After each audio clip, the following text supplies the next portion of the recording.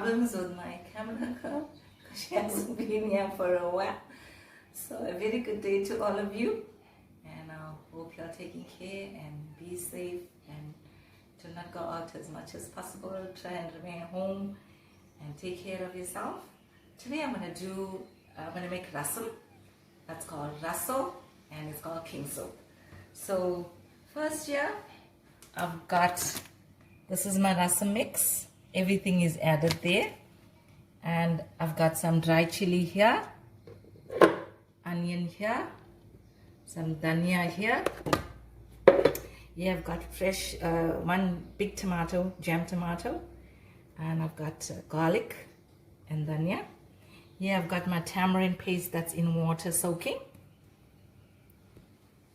So I just want to explain you about the rasam. The rasam mixture has everything in it.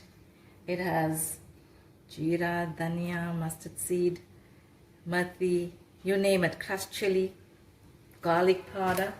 So it's not necessary to add anything, but because I have fresh dhania and garlic that I'm going to add in, and I'm going to just add some dry chili as well. So if you want to cook plain, if you're not in an area where you don't get fresh dhania and garlic, it's not necessary. You could just use this, and this has everything in it. So what I'm going to do, I'm going to liquidize this, because sometimes when it's whole, we tend to just pick it out and leave it one side, like this here. Everything you can drink the whole thing.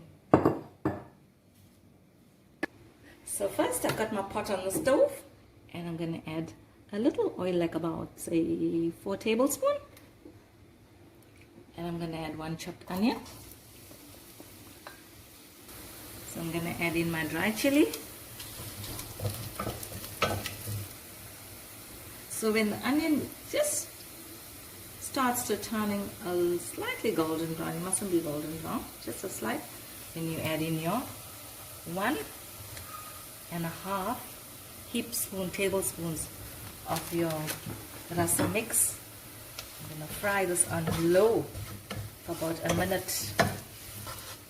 And now I'm going to add the tomato, the garlic, and the dhania puree.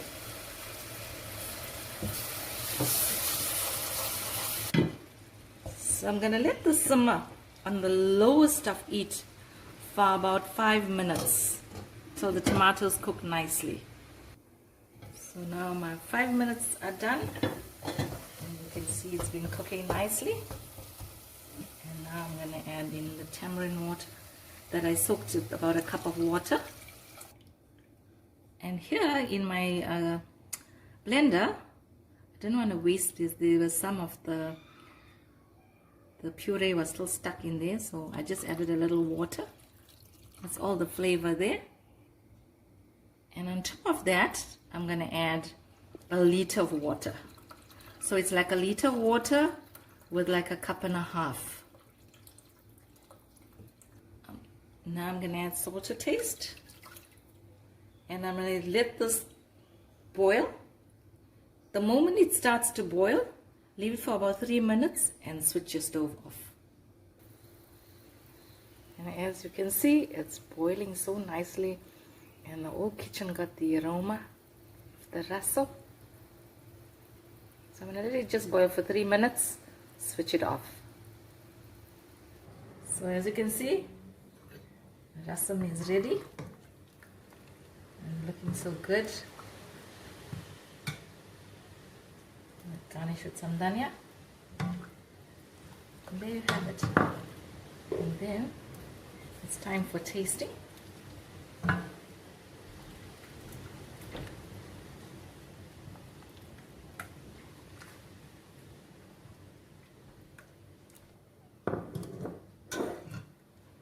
So there you have it, my lovely, delicious king soap.